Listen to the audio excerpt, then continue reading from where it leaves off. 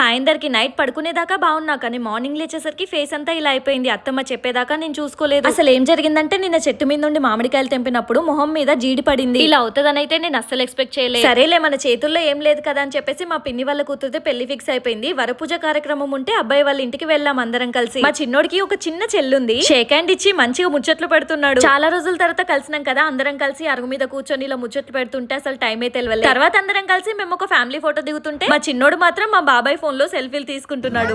మా అర్జున్ ఏమో చెట్టెక్కిపోయి మామ అని ఎంబడి పడుతుంటే మా అన్నయ్య ఎత్తుకొని ఆడిస్తున్నారు అక్కడ. నిజంగా అక్కడ వాతావరణం అయితే నాకు చాలా అంటే చాలా బాగా నచ్చింది. చెప్పాలంటే బయట ఎండలు అయితే చాలా మండిపోతున్నాయి కానీ చుట్టూ ఉన్న చెట్ల వల్ల మంచిగా అనిపించింది. అక్కడ సెల్ఫీ తీసుకుందామని ఫోన్ ఓపెన్ చేస్తే ఫోన్ అంతా పగిలిపోయింది. యాక్చువల్ గా నేను వీడియోస్ తీసుకునే ఫోన్ ఇదే. అత్తమ్మకి పగిలిపోయిన ఫోన్ చూపించేసరికి కొంచెం బాధపడ్డారు. హ్యాపీ మూమెంట్ ఏంటంటే ఫోన్ డిస్ప్లే పోలేదు, ఓన్లీ స్క్రీన్ గార్డ్ మాత్రమే పగిలిపోయింది. తిరిగి ఇంటికి వచ్చేసరికి చాలా నైట్ అయిపోయింది. పిల్లలు కూడా వచ్చే దారిలోనే నిద్రపోయారు. ఇంకా నేను కూడా ఫుల్ టైర్డ్ అయిపోయా. ఇంకో వీడియోలో మళ్ళీ కలుద్దాం మరి.